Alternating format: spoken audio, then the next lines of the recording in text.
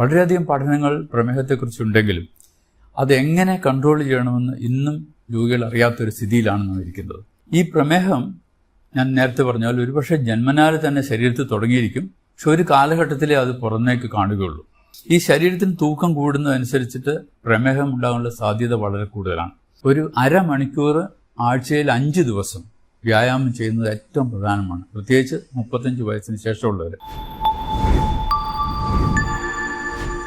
നിങ്ങൾക്ക് നമസ്കാരം. എൻ്റെ പേര് ഡോക്ടർ എം തോമസ് മാത്യു. ഞാൻ കേരളത്തിലെ സീനിയർ മോസ്റ്റ് നെഫ്രോളജിസ്റ്റാണ്. മെഡിക്കൽ കോളേജിൽ നിന്ന് റിട്ടയർ ചെയ്തതിന് ശേഷം ഇപ്പോൾ കോഴിക്കോട് ബേബി മെമ്മോറിയൽ ഹോസ്പിറ്റലിൽ വർക്ക് ചെയ്യുകയാണ്. നമുക്കറിയാം, പ്രമേഹം അഥവാ ഡയബറ്റീസ് കാലാകാലങ്ങളായി മനുഷ്യ ജീവിതത്തെ നിശബ്ദമായി കൊല്ലുന്ന ഒരു രോഗമാണ്. ക്രിസ്തുവിന് മുമ്പ് 1500 BC മുതൽ ഈ രോഗം അറിയപ്പെട്ടിരുന്നു. എന്നാൽ 19ാം നൂറ്റാണ്ടിന്റെ മധ്യത്തിലാണ് അതിനെപ്പറ്റി ആധികാരികമായ മനുഷ്യർ പഠിക്കുന്നതിനും ചികിത്സ ആരംഭിക്കുന്നതിനും സാധിച്ചിട്ടുള്ളത്. നാം അറിയേണ്ട ഒരു പ്രധാന കാര്യം, വർഷങ്ങളായി അറിയുന്ന ഒരു രോഗമാണെങ്കിലും അത് എങ്ങനെ കൺട്രോൾ ചെയ്യണമെന്നോ അതിനെ എങ്ങനെ തടുക്കണമെന്നോ അതിൻ്റെ പാർശ്വഫലങ്ങൾ വരാതെ എങ്ങനെ നോക്കണമെന്നോ ഇന്നും ജനങ്ങൾക്ക് അറിയില്ല. ഇതൊരു വിരോധാഭാസമാണ്. വളരെയധികം പഠനങ്ങൾ പ്രമേഹത്തെക്കുറിച്ചുണ്ടെങ്കിലും അതെങ്ങനെ കൺട്രോൾ ചെയ്യണമെന്ന് ഇന്നും രോഗികൾ അറിയാത്തൊരു സ്ഥിതിയിലാണ് നാം ഇരിക്കുന്നത്. ഏത് ആശുപത്രിയിലെ ഔട്ട് പേഷ്യൻ്റ് ക്ലിനിക്കുകൾ നമ്മൾ എടുത്താലും ജനറൽ മെഡിക്കൽ ഔട്ട് പേഷ്യൻ്റിൽ വരുന്നതിൽ ഒരു 40% പ്രമേഹ രോഗം അതിനോടനുബന്ധിച്ചുള്ള രോഗങ്ങളുള്ളവരായിരിക്കും. ഒരു സർജിക്കൽ സൈഡിലാണെങ്കിൽ അതിലും കാണാം 40-50%. അല്ല, ഇനി സ്പെഷ്യാലിറ്റി ക്ലിനിക്കിലാണെങ്കിലോ കാർഡിയോളജി, ന്യൂറോളജി അല്ലെങ്കിൽ നെഫ്രോളജിക്കാണെങ്കിൽ 60% രോഗികൾക്കും പ്രമേഹമായി ബന്ധപ്പെട്ട പ്രശ്നങ്ങളുമായിട്ടാണ് അവർ വരുന്നതെന്ന് നമ്മൾ കാണുന്നത്. ഇതെന്തുകൊണ്ടാണ് ഇത്രയും വിദ്യാഭ്യാസവും ഇത്രയും ലോകജ്ഞാനവും ഇത്രയും രോഗങ്ങളെപ്പറ്റിയുള്ള വിവരമുള്ളൊരു ജനതയ്ക്ക് ഇതെന്തുകൊണ്ടാണ് ഇങ്ങനെ സംഭവിക്കുന്നതെന്ന് നാം ആലോചിക്കാറുണ്ട്. അധികം പേരും പറയും, രോഗമൊന്നുമില്ല, ഇപ്പോൾ ഒരു തലവേദനയായി ഡോക്ടർ നോക്കിയപ്പം പ്രഷർ ഉണ്ടെന്ന് പറഞ്ഞു, പിന്നെ ടെസ്റ്റ് ചെയ്യുമ്പോൾ കിഡ്നിക്ക് കേടുണ്ടെന്ന് പറഞ്ഞു. അപ്പോൾ ഷുഗർ ഉണ്ടോ നിങ്ങൾക്ക്? ഷുഗർ ഇല്ല, പക്ഷെ പണ്ടൊക്കെ കുറച്ച് ബ്ലഡ് ഷുഗർ കുറച്ച് അധികമുണ്ട്, എന്തെങ്കിലും മരുന്ന് കഴിക്കണ്ടോ? മരുന്നൊന്നുമില്ല, ഭക്ഷണത്തിൽ കൺട്രോളാണ്. ഇവിടെ ഇതാണ് സ്ഥിതി. അവർ അഡ്മിറ്റ് ചെയ്ത് നോക്കുമ്പോൾ കാണാം ബ്ലഡ് ഷുഗർ 360, ബ്ലഡ് പ്രഷർ 160/100. അപ്പോൾ പറയും ഇതുവരെ പ്രശ്നമൊന്നും ഉണ്ടായിരുന്നില്ല, ആശുപത്രി വന്നതുകൊണ്ടാണ് രോഗം ഉണ്ടായതെന്നാണ് ജനങ്ങൾ ധരിക്കുന്നത്. ഈ പ്രമേഹം എന്നുള്ള രോഗം ഒരുപക്ഷെ നമ്മൾ ജനിക്കുമ്പോൾ തന്നെ തുടങ്ങുന്ന ഒരു രോഗമാണ്. കുടുംബപരമായി അതല്ലെങ്കിൽ ജനിതക കാരണങ്ങൾ കൊണ്ട് ശരീരത്തിൽ നാം കഴിക്കുന്ന ഭക്ഷണത്തിൽ നിന്നുണ്ടാകുന്ന ഗ്ലൂക്കോസ് അഥവാ അന്നജം അത് ശരീരത്തിന് ഉപയോഗിക്കാൻ പറ്റാത്ത വിധത്തിൽ ആയിത്തീരുന്ന ഒരു സ്ഥിതിഗതികളാണ് പ്രമേഹം എന്ന് പറയുന്നത്. നമുക്കറിയാം 2 തരം പ്രമേഹമുണ്ട്, ടൈപ്പ് 1, ടൈപ്പ് 2. ടൈപ്പ് 1 പ്രമേഹം കുട്ടികളിലാണ് സാധാരണ ഉണ്ടാവുക. അവർക്ക് ഈ രക്തത്തിലെ ഷുഗറിനെ ഉപയോഗിക്കാൻ പറ്റാത്ത തരത്തിൽ ഇൻസുലിൻ ഉണ്ടാവുകയില്ല. ശരീരത്തിലെ ഇൻസുലിൻ്റെ അളവ് വളരെ കുറവായിരിക്കും. അതുകൊണ്ട് രക്തത്തിലെ ഷുഗർ ഇങ്ങനെ കൂടിക്കൂടി പ്രമേഹം എന്നുള്ള അവസ്ഥയിലേക്ക് വരും. അതേസമയം ടൈപ്പ് 2-ൽ അങ്ങനെയല്ല. അവർക്ക് ഇൻസുലിൻ ഉണ്ട്, പക്ഷേ ആ ഇൻസുലിൻ ശരീരത്തിലെ കോശങ്ങൾക്ക് ഉപയോഗിക്കാൻ വയ്യാത്തൊരു സ്ഥിതിയിലാണ് ഇരിക്കുന്നത്. അതാണ് ടൈപ്പ് 2. നമുക്ക് സാധാരണ കാണുന്ന പ്രായമായവരിൽ കാണുന്ന 90% ആളുകൾക്കും ടൈപ്പ് 2 പ്രമേഹമാണ്.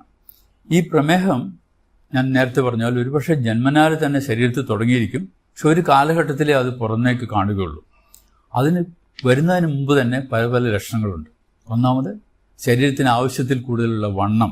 ഒരാൾക്ക് എത്ര വണ്ണം വേണം നിങ്ങൾ ചോദിച്ചാൽ നമുക്ക് പറയാം, അത് ബോഡി മാസ് ഇൻഡെക്സ് കാൽക്കുലേറ്റ് ചെയ്യണം. ഒരാളുടെ വെയ്റ്റും ഹൈറ്റും എടുത്തിട്ട്, ഹൈറ്റ് മീറ്റർ സ്ക്വയറിലും വെയ്റ്റ് കിലോഗ്രാമിലും എടുത്തിട്ട് ആ വെയ്റ്റിനെ ഹൈറ്റ് കൊണ്ട് ഹരിച്ചാൽ അത് 18-നും 25-നും ഇടയ്ക്കാണെങ്കിൽ അവരുടെ തൂക്കം ശരിയാണെന്ന് അർത്ഥം. 25-നും 30-നും ഇടയ്ക്കാണെങ്കിൽ അത് ശരീരത്തിന് തൂക്കം കൂടുതലാണ്, തടി, പൊണ്ണത്തടി. 30-ലധികമാണെങ്കിൽ മാരകമായ പൊണ്ണത്തടി. ഈ ശരീരത്തിന് തൂക്കം കൂടുന്നതനുസരിച്ചിട്ട് പ്രമേഹം ഉണ്ടാകാനുള്ള സാധ്യത വളരെ കൂടുതലാണ്. നമ്മളിപ്പോൾ ഇന്ത്യയിലെ കണക്കെടുക്കുകയാണെങ്കിൽ ഇന്ത്യയിലെ എല്ലാ ജനങ്ങളും നമ്മൾ നോക്കുമ്പോൾ 3%, 4% ആളുകൾക്കും ശരീരത്തിൽ ആവശ്യമുള്ളതിനേക്കാൾ തൂക്കം കൂടുതലാണ്. കേരളത്തിലാണെങ്കിൽ അടുത്ത കാലത്ത് നടന്ന പഠനങ്ങളൊക്കെ കാണിക്കുന്നത് 30% പേർക്കും ഓവർ വെയ്റ്റ്, തടി കൂടുതലാണ് ശരീരത്തിന്. ഈ തടി കൂടുതലാകുമ്പോൾ ശരീരത്തിൽ ഉണ്ടാകുന്ന ഗ്ലൂക്കോസ് ഉപയോഗിക്കപ്പെടാതെ ഇൻസുലിൻ കൊണ്ട് പ്രവർത്തിക്കാൻ സാധിക്കാത്ത തരത്തിൽ രക്തത്തിലെ ഷുഗറിൻ്റെ അളവ് കൂടിക്കൊണ്ടേയിരിക്കും. സോ അമിതമായ വണ്ണം, അമിതമായ ഭക്ഷണം നമ്മൾ തോന്നിമാതിരി ഭക്ഷണം കഴിക്കുന്ന ഒരു കാലത്താണ് നാം ജീവിക്കുന്നത്. പണ്ട് കാലത്ത് കഴിച്ചിരുന്ന ഭക്ഷണരീതി കംപ്ലീറ്റ് മാറി, ജീവിതശൈലി കൊണ്ടിട്ട് ഭക്ഷണരീതി മാറി. ഒരാൾക്ക് ഒരു ദിവസം വേണ്ടത് അയാളുടെ വെയിറ്റിനെ 20 അല്ലെങ്കിൽ 30 കൊണ്ട് ഗുണിച്ചാൽ കിട്ടുന്ന അത്ര കാലോറീസാണ്. ഊർജം, നമ്മുടെ ശരീരത്തിന് ജോലി ചെയ്യാൻ വേണ്ടി ഊർജ്ജമാണ് ആവശ്യം. ആവറേജ് ഉള്ള ഒരാൾക്ക്, ഒരു 60 കിലോ വെയിറ്റ് ഉള്ള ആൾക്ക് ഏകദേശം 1400 തുടങ്ങി 1800 കലോറീസാണ് ആവശ്യം. അപ്പോൾ ഈ കലോറീസ് നമുക്ക് എങ്ങനെ കിട്ടും? നമുക്ക് ഭക്ഷണത്തിനെ 3ആയിട്ട് തരംതിരിക്കാം. ഭക്ഷണത്തിൽ പ്രധാനമായിട്ട് ഊർജ്ജം ലഭിക്കുന്നത് നമ്മൾ കഴിക്കുന്ന ധാന്യങ്ങൾ, അല്ല നമ്മൾ കഴിക്കുന്ന കൊഴുപ്പ്, നമ്മൾ കഴിക്കുന്ന പ്രോട്ടീൻ. ഈ 3 ഭാഗങ്ങളിൽ നിന്നാണ് നമുക്ക് ശരീരത്തിന് ആവശ്യമായുള്ള ഊർജ്ജം ലഭിക്കുന്നത്. ഈ ഊർജ്ജം നമുക്ക് ആവശ്യത്തിൽ അധികം കിട്ടിക്കഴിഞ്ഞാൽ അത് ശരീരത്തിന് ഉപയോഗിക്കാതെ അത് കൊഴുപ്പായി കൂടും, ഷുഗറായി രക്തത്തിൽ ഇങ്ങനെ ഓടി നടക്കും, ശരീരത്തിൻ്റെ അവയവങ്ങൾ കയറി പിടിക്കും. ഇത് വേറൊരു വലിയ സംഗതി എന്താണെന്ന് വെച്ചാൽ, ശരീരത്തിൽ ആവശ്യമുള്ള ഷുഗറിനേക്കാൾ കൂടുതൽ ഷുഗർ ഉണ്ടായാൽ അതിൻ്റെ ചയാപചയം, അതായത് മെറ്റബോളിസം ഒരു അസാധാരണ രീതിയിലേക്ക് പോകും. സാധാരണ ഷുഗർ മെറ്റബോളൈസ് ചെയ്യുന്നത് ശരീരത്തിന് ഊർജ്ജം ലഭിക്കാനാണ്. എന്നാൽ അധികമുള്ള ഷുഗർ, അതായത് അധികം നോക്കുമ്പോൾ നിങ്ങൾ ചോദിക്കുക എത്രയാണ് അധികം?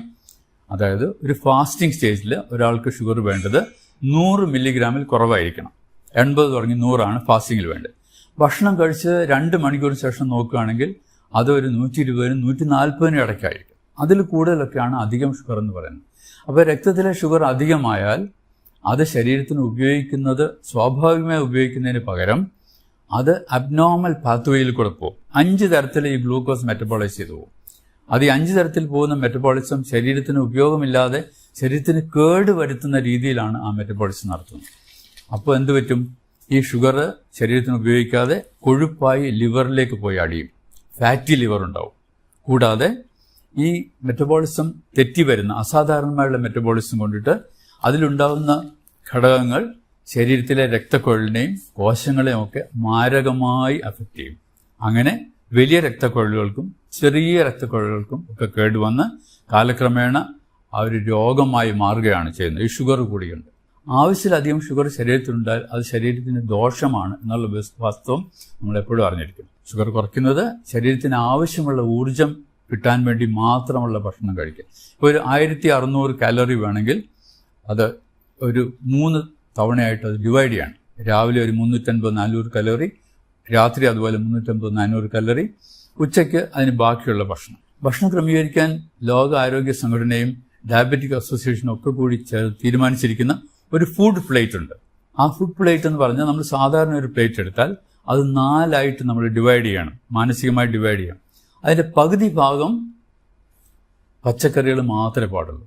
ആ പകുതി ഭാഗത്തിൽ അതിൻ്റെ പകുതി, അതായത് 1/4 ഭാഗം വേവിച്ച പച്ചക്കറികളും 1/4 ഭാഗം വേവിക്കാത്ത പച്ചക്കറികളും. അപ്പോൾ 1/2 ഭാഗം അങ്ങനെ പോയി. മറ്റേ 1/2 ഭാഗത്ത് അതിൻ്റെ 1/4 ഭാഗത്തിൽ പ്രോട്ടീൻ അടങ്ങിയ സംഗതികൾ, അത് ഒന്നിൽ പയറ്, കടല, പരിപ്പ്, അല്ലെങ്കിൽ മീനോ അല്ലെങ്കിൽ മുട്ടയോ അതല്ലെങ്കിൽ ഇറച്ചിയോ. അതിൻ്റെ മറ്റേ 1/4 ഭാഗത്ത് ധാന്യങ്ങൾ, അതായത് 1 കപ്പ് ചോറ് അല്ലെങ്കിൽ 1 ചപ്പാത്തി അല്ലെങ്കിൽ 1 ദോശ അല്ലെങ്കിൽ 2 ഇഡ്ഡലി. അപ്പോൾ ആ ഫുഡ് പ്ലേറ്റിൽ അടങ്ങുന്ന സാധനം മെജോറിറ്റി പച്ചക്കറികളാണ്. ഈ പച്ചക്കറികളിൽ കാലറീസ് വളരെ കുറവാണ്. 100 ഗ്രാം പച്ചക്കറിക്ക് 15 കാലോറി ഉണ്ടാവുള്ളൂ. അതേസമയം 100 ഗ്രാം ചോറിന് 350 കാലറിയാണ്. 1 ചപ്പാത്തിക്ക് ഏകദേശം 100 കാലറിയാണ്. 1 ദോശയ്ക്ക് 100-150 കലോറി. ഒരു മസാല ദോശയാണെങ്കിലോ 250 കലോറിയാവും. അപ്പോൾ അത് നമ്മൾ അധികമായി കഴിക്കാതെ അതിന് പകരം കൂടുതൽ പച്ചക്കറികളും കുറച്ച് ധാന്യവും കുറച്ച് പ്രോട്ടീൻ അഥവാ മത്സ്യം അല്ലെങ്കിൽ മാംസം, പച്ചക്കറി കഴിക്കുന്നവർക്കാണെങ്കിൽ പയറ്, കടല, പരിപ്പ്, അങ്ങനെ ഫുഡ് പ്ലേറ്റ് നമ്മൾ 3 നേരത്തെ ഭക്ഷണം കഴിക്കുമ്പോൾ ആ പ്രിൻസിപ്പിൾ സ്വീകരിച്ചാൽ നമ്മുടെ ഷുഗർ കൂടാതിരിക്കും. അത് വെജിറ്റേറിയനായിട്ടും നോൺ വെജിറ്റേറിയനായിട്ടും ഐറ്റംസ് നമ്മൾ താരതമ്യപ്പെടുത്തും. ബാക്കി ഭക്ഷണങ്ങളിൽ നിന്ന് നമുക്ക് കിട്ടുന്നത് അന്നജം, അതായത് ധാന്യങ്ങൾ എന്ന് പറയുമ്പോൾ അരിയാവും, ഗോതമ്പാവും, പഴങ്ങളും, അധികം മധുരമില്ലാത്ത പഴങ്ങൾ, ഇതെന്നൊക്കെയാണ് മെയിനായിട്ടുള്ള 60%, 50% എനർജി കിട്ടുന്ന ഈ ഭക്ഷണത്തിനാണ്. അതേസമയം കൊഴുപ്പ് നിന്ന് കിട്ടുന്നത് വളരെ അധികമാണ്. 20%എങ്കിലും കൊഴുപ്പ് നമുക്ക് കിട്ടണം, 20-25%. അപ്പോൾ ഈ കൊഴുപ്പിന് എങ്ങനെയാണ് കിട്ടുക? കൊഴുപ്പ് നമ്മൾ ഉപയോഗിക്കുന്ന എണ്ണ, 1 സ്പൂൺ എണ്ണയിൽ ഏകദേശം 45-50 കലോറിയുണ്ട്. അപ്പോൾ എണ്ണയുടെ അളവ് കുറയ്ക്കണം. അതുപോലെ തന്നെ പ്രോട്ടീനിന് ഒരു 20-25% കാലറീസ് പ്രോട്ടീന് ലഭിക്കണം. അതുകൊണ്ട് പ്രോട്ടീൻ കഴിക്കുന്ന അളവും കുറയ്ക്കണം. ഇങ്ങനെ നമ്മൾ കൺട്രോൾ ചെയ്താൽ നമ്മുടെ ഭക്ഷണ രീതി വളരെ കറക്റ്റാവും. നമ്മുടെ ഷുഗർ കൂടില്ല, നമ്മൾ പ്രമേഹത്തിൻ്റെ കോംപ്ലിക്കേഷൻ നമുക്ക് വരാതിരിക്കാൻ സാധിക്കും. ഇതൊക്കെ അറിയാമെങ്കിലും നാം വീണ്ടും അറിയാതെ ഭക്ഷണങ്ങൾ കൂടുതൽ കഴിച്ചു പോവുകയാണ്. അപ്പോൾ നമ്മൾ ആവശ്യമില്ലാത്ത ഭക്ഷണങ്ങൾ, ഈ സ്നാക്സൊക്കെ നിവൃത്തിയുള്ളത്തോളം ഒഴിവാക്കണം. എണ്ണക്കടികൾ ഒഴിവാക്കണം.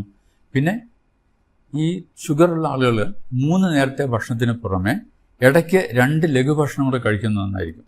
നമുക്ക് ഫൈബർ അടങ്ങിയ ബിസ്ക്കറ്റ് കഴിക്കാം, അല്ലെ ആരോ റൂട്ട് ബിസ്ക്കറ്റ് കഴിക്കാം, അല്ലെ ചിലപ്പോൾ അധികം എണ്ണയും മെഴുക്കുമില്ലാത്ത ഭക്ഷണങ്ങൾ കഴിക്കാം, അല്ലെ ഒരു പകുതി ആപ്പിൾ കഴിക്കാം, പകുതി പേരയ്ക്ക കഴിക്കാം, 1 ഗ്ലാസ് ചായയോ അല്ലെങ്കിൽ കാപ്പിയോ കഴിക്കാം മധുരം ഇടാതെ.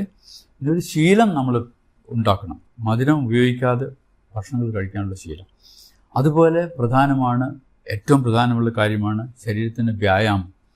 ഒരു അരമണിക്കൂർ ആഴ്ചയിൽ 5 ദിവസം വ്യായാമം ചെയ്യുന്നത് ഏറ്റവും പ്രധാനമാണ്, പ്രത്യേകിച്ച് 35 വയസ്സിന് ശേഷമുള്ളവർ.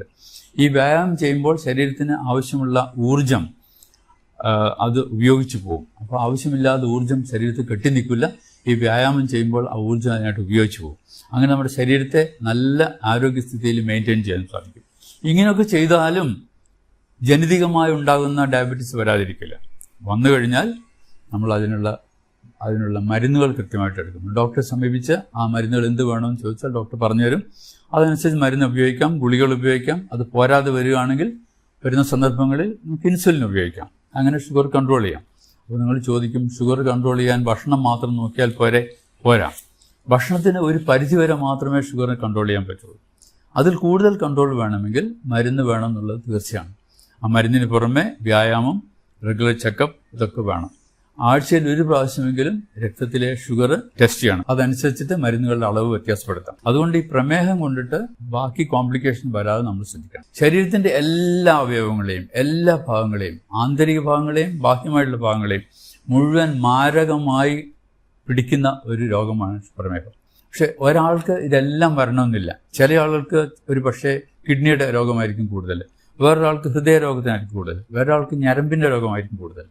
അപ്പോൾ ആർക്കാണ് എന്താണ് വരിക എന്നുള്ളത് നമുക്ക് തിരിച്ചപ്പെടുത്താൻ പറ്റില്ല. പക്ഷെ ഒരു കുടുംബത്തിൽ ഒരു വ്യക്തിക്ക് ഷുഗർ വന്നിട്ട് കിഡ്നി സംബന്ധിച്ച രോഗമുണ്ടെങ്കിൽ മറ്റു ആളുകൾക്കും ആ രോഗം വരാൻ, കിഡ്നി സംബന്ധിച്ചുള്ള രോഗം വരാൻ സാധ്യതയുണ്ടെന്ന് നാം അറിഞ്ഞിരിക്കണം.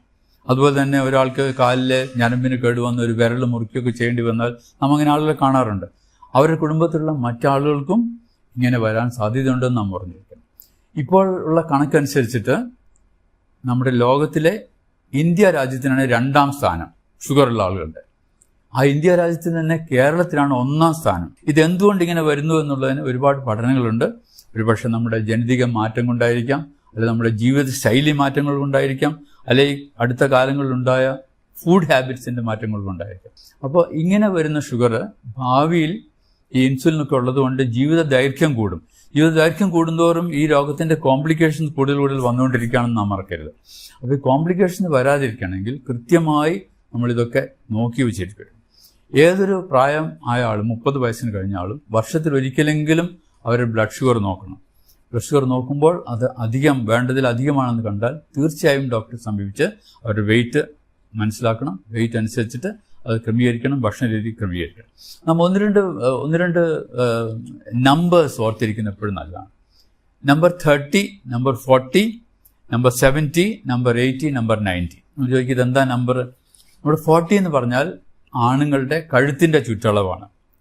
കഴുത്തിൻ്റെ ചുറ്റളവ് 40 കൂടിയാൽ പ്രമേഹം വരാനുള്ള സാധ്യത കൂടുതലാണ് ചുരുക്കം.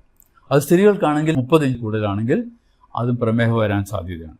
ഇനി നിങ്ങൾ ചോദിക്കുക എന്താ 70% ആളുകൾക്കും പ്രമേഹമുള്ളവർക്ക് കോംപ്ലിക്കേഷൻസ് വരും. അപ്പോൾ ഒരു പ്രമേഹമുള്ള ആൾക്ക് കോംപ്ലിക്കേഷൻ ഉണ്ടാകാൻ സാധ്യത വളരെ കൂടുതലാണെന്ന് ഓർക്കണം. 80 എന്താ? 80 എന്ന് പറഞ്ഞാൽ നമ്മുടെ വയറിൻ്റെ ചുറ്റളവ്, പുക്കിളിൻ്റെ സൈഡിൽ കൂടി വയറിൻ്റെ ചുറ്റും ഒന്ന് മെഷർ ചെയ്താൽ 80 സെൻറ്റിമീറ്റർ സ്ത്രീകൾക്കും 90 സെൻറ്റിമീറ്റർ ആണുങ്ങൾക്കും. അത് കൂടുതലാണെങ്കിൽ അവർക്ക് പ്രമേഹം ഉണ്ടാകാനുള്ള സാധ്യത വളരെ കൂടുതലാണ്. അവരുടെ തടി വളരെ കൂടുതലാണെന്ന് നാം ഓർക്കണം. 90 കൂടുതലുള്ള പുരുഷന്മാരും 80 കൂടുതലുള്ള സ്ത്രീകളും വളരെ വളരെ വളരെ ശ്രദ്ധിക്കണം. അത് കുറയ്ക്കുന്നത് നമ്മുടെ ഭക്ഷണത്തിൽ കൂടിയും എക്സസൈസിൽ കൂടിയും ഒക്കെയാണ്. അതിന് ബുദ്ധിമുട്ടുള്ള കാര്യമല്ല. കൂടാതെ വേറെ ചില നമ്പേഴ്സ് നമ്മൾ ഓർക്കണം. രക്തസമ്മർദ്ദം, പ്രമേഹം ഒക്കെ കൂട്ടാളികളാണ്, ഒരുമിച്ചാണ് അവർ പോവുക. 30 വയസ്സ് കഴിഞ്ഞാൽ തീർച്ചയായും രക്തസമ്മർദ്ദം നമ്മൾ നോക്കിയിരിക്കണം.